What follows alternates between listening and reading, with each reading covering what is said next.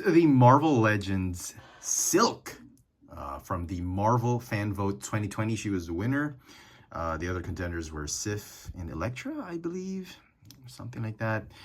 But I've never done a review of this figure. I did a review in the previous version, the one that was first released in the Build-A-Figure wave, but I've not done this one. And I'm kind of glad I waited before getting this one. It was originally selling for 30 bucks at Toys R Us. It went down to 18.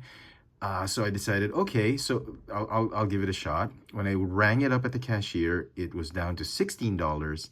And because it was Toys R Us, there was an additional 10% discount. So I ended up paying $14.50 for this figure. Not a bad deal. So the figure comes with a ton of accessories. 2 heads, the masked head sculpt. You got the unmasked. You've got 3 pairs of hands, closed fists, splayed out hands, and gripping hands. Interesting that she has gripping hands. And there's nothing to grip, no accessory. They didn't include a web. I can easily borrow one from the Tom Holland Spider-Man. We'll probably put that off later in the end. And then a web shooting hand.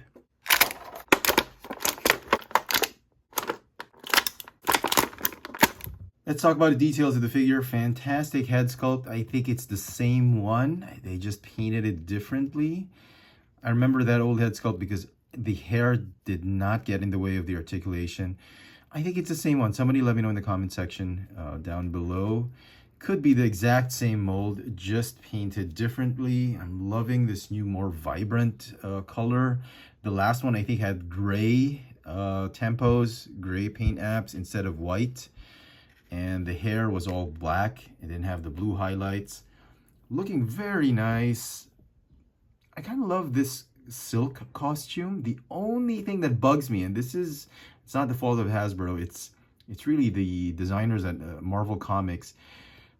She could do well without the bandana on her face. I mean, just being Cindy Moon as Silk would be fine, if you ask me.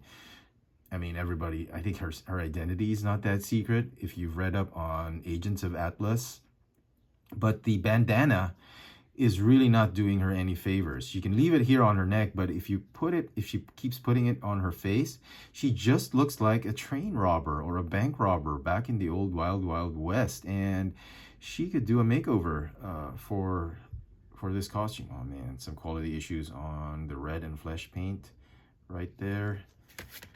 They could have done a better job, but okay. I mean, maybe go the way of Spider-Woman with a mask or a full face cover. I think that would be better.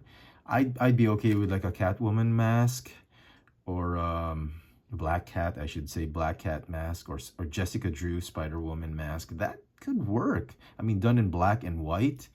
I think that will do her, that will make the costume, I think, a lot friendlier than this one. Because now I guess she's a good guy again. She was a good guy, bad guy, good guy, and now she's back to being a good guy. So, okay. So far, no mold degradation on the buck that they used.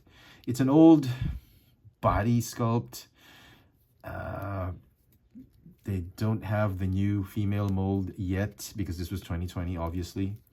There is still the gap here on the pelvis area. This is what really is bugging me with this Polaris Mystique mold. It's an easy fix. They could just enlarge the hip joint, the hip piece, and that would fix all the problem. But you know, if you get her in good, decent poses, it's still great. Looking wonderful. I think they did a good job with this one. And I would, if I had a chance to vote, I didn't get a chance to vote. Had I been given a chance, I would have probably voted for her as well, with Sif in second place. So yeah. Some final thoughts on Marvel Legends Silk version 2.0. My opinion has not changed about this figure. I loved it the first time it was released. I gave it a 10 out of 10 if I remember correctly. I'm still going to give this figure a 10 out of 10. I really enjoyed it. And I'm really glad I waited for clearance because it was well worth the $14 I paid for this figure. Definitely one to pick up, especially if you missed out on the first release of this figure.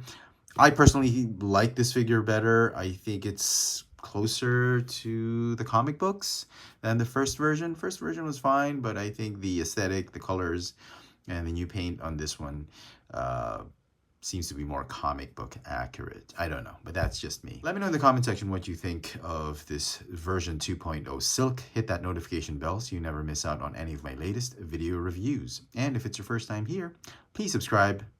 Thanks for watching.